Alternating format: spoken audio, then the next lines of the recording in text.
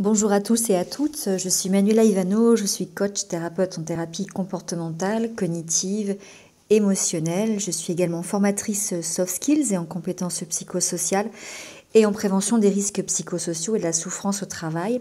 J'exerce au cabinet médical de Marly.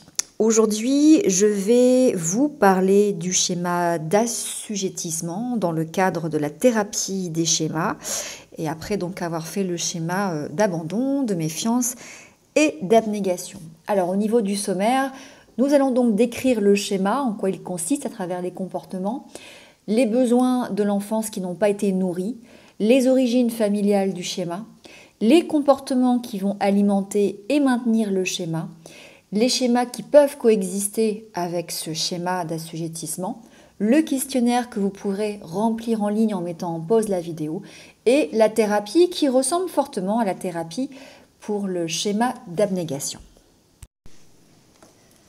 Le schéma d'assujettissement ressemble fortement au schéma d'abnégation dans le sens où le sujet va s'oublier et donc faire passer les besoins de l'autre avant ses propres besoins. Il y a quand même une grande différence, c'est que dans le schéma d'abnégation, on est bien sur des règles rigides personnelles, alors que dans le schéma, donc ça vient de l'interne, hein, alors que dans le schéma d'assujettissement, l'assujettissement vient de l'externe, puisqu'en fait, on va se laisser soumettre, on va se laisser contrôler par les autres. Donc le schéma d'assujettissement, c'est la croyance de devoir se soumettre excessivement au contrôle des autres, soit parce que l'on est forcé d'agir sous la contrainte, sous la force, sous la domination de quelqu'un, soit pour éviter la colère, soit par peur des représailles, soit par peur de l'abandon. Dans ce cas-là, c'est quand c'est lié à un schéma, bien évidemment, d'abandon ou de carence affective. Alors, le sujet, tout comme le schéma d'abnégation, va supprimer ses propres besoins, ses propres opinions, ses valeurs, même les émotions, et en particulier la colère qui va être fortement refoulée jusqu'à ce qu'elle revienne de manière foudroyante et allant jusqu'à la basculer dans l'agressivité et les reproches. Le sujet autorise l'autre à le dominer et le craint. Donc il y a vraiment, on est sous la contrainte. Donc c'est très différent de l'abnégation où là, c'est nous qui décidons de nous contraindre nous-mêmes pour ne pas passer pour égoïste ou une mauvaise personne.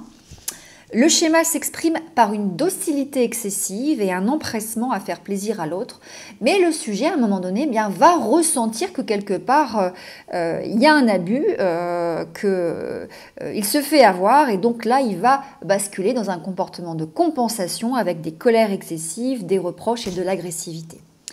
Le schéma d'assujettissement, tout comme le schéma d'abnégation, est une stratégie qui permet de nourrir ou d'éviter quelque chose, et en l'occurrence souvent d'éviter un autre schéma.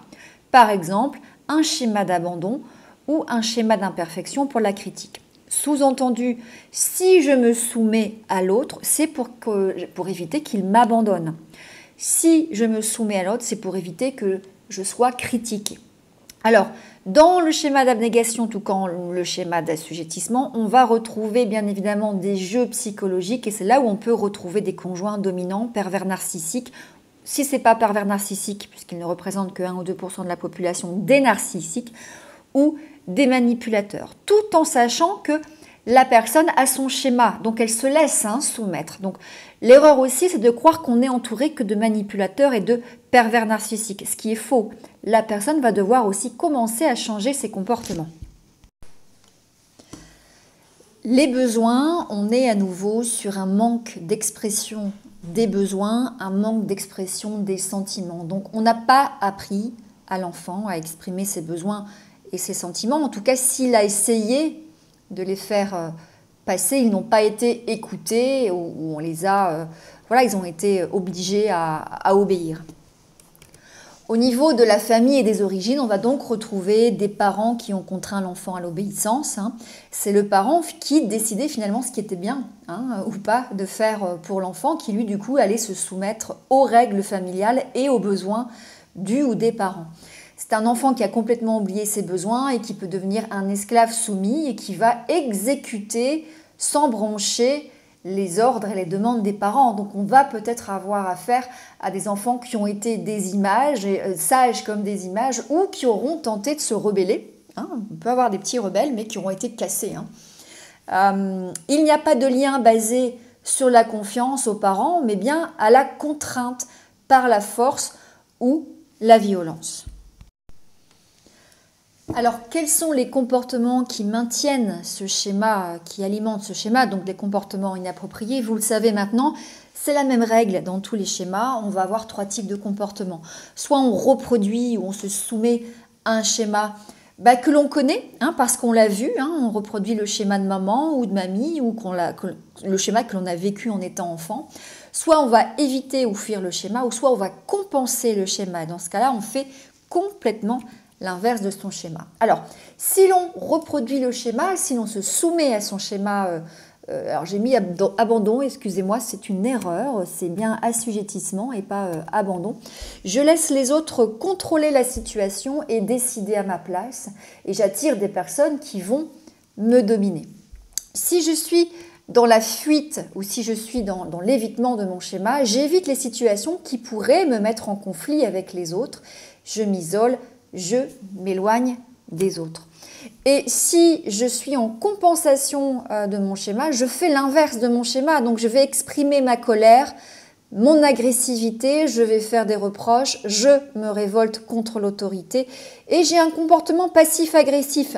Je ne fais rien, je ne donne plus, mais ça exprime une certaine forme d'agressivité.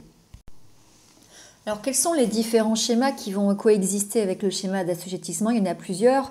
Potentiellement, il peut y avoir l'abandon, puisque en fait, je peux me soumettre pour éviter d'être abandonné. La méfiance, parce que je peux me soumettre pour éviter d'être trahi. L'imperfection, c'est quand on entend dire « je suis incapable », je suis imparfait, donc c'est pour éviter d'être critiqués.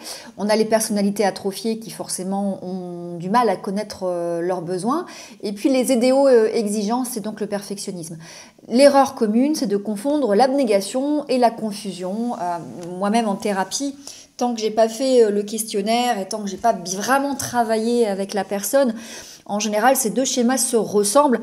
Il faut vraiment creuser sur est-ce que c'est une motivation interne, est-ce que c'est une motivation externe. En gros, est-ce que c'est une motivation qui viennent de mes principes, de mes règles rigides, ou est-ce que c'est un abus d'une personne qui me contraint à me soumettre? Je vous laisse regarder le questionnaire, vous pouvez mettre la vidéo en pause et donc regarder si ces questions vous parlent ou pas. Les côtés de 0 à 6, 0 étant ça ne me concerne pas, 6 ça me concerne au maximum. La thérapie du schéma d'assujettissement est très proche de la thérapie du schéma d'abnégation, puisque là encore, on est sur des sujets qui ne connaissent pas leurs besoins, qui ont un déficit d'affirmation de soi et qui s'oublient, qui font passer les besoins des autres avant leurs propres besoins. Et j'ai tendance à vous dire encore plus dans ce schéma d'assujettissement, on va apprendre à la personne à se faire passer avant les autres, de comprendre quels sont ses besoins et d'apprendre à se faire passer avant les autres et de s'affirmer, non pas dans l'agressivité, mais dans l'assertivité. Il faudra apprendre à gérer la colère de ces personnes, puisque on est vraiment sur des personnes qui c'est un peu comme la cocotte minute, qui ont dit oui pendant des mois, des années. En tout cas, moi, j'ai beaucoup de femmes, il faudrait skier, j'ai très peu d'hommes, je dois avoir 1 ou 2 hommes, mais beaucoup de femmes qui ont dit oui pendant des années et qui à un moment donné vont basculer en comportement de compensation avec de l'agressivité, des reproches et un comportement passif-agressif. Elles ne font plus rien. Et donc il faut apprendre vraiment à travailler sur la colère. Sinon la thérapie est classique. En TCC, on revoit donc les pensées dysfonctionnelles, les comportements, voir s'ils sont en phase, les 3 comportements qui viennent nourrir le schéma, retravailler des comportements, trouver des comportements plus appropriés, on fait le lien entre les pensées et les émotions, on apprend surtout à identifier ses besoins, à les verbaliser, à se valoriser, à se faire passer en avant, trouver des activités qui nous fassent plaisir d'abord, mais qui nous permettent de prendre soin de nous et de nous faire passer d'abord en premier. Il y a toujours la thérapie de reparentage avec un travail là dans l'enfance où le thérapeute va aller nourrir les besoins en prenant la place des parents. Donc reparentage que je fais vraiment quand les personnes sont prêtes et que je les sens sensibles à ça. Parce qu'on est vraiment sur des catharsis émotionnelles qui sont très intenses, qui peuvent être violentes. Si la personne n'est pas prête, je reste en TCC, on travaille sur les comportements, les émotions et les pensées, les croyances qui sont associées au schéma. Voilà, j'en ai terminé avec cette vidéo, cette présentation sur le schéma d'assujettissement. J'espère que cela vous sera utile. N'hésitez pas à me poser des questions sur ma page Facebook plutôt que sur la page YouTube, parce que je n'ai pas accès, je ne sais pas pourquoi, je ne peux pas répondre sur ma page YouTube. Voilà, prenez soin de vous et à très bientôt.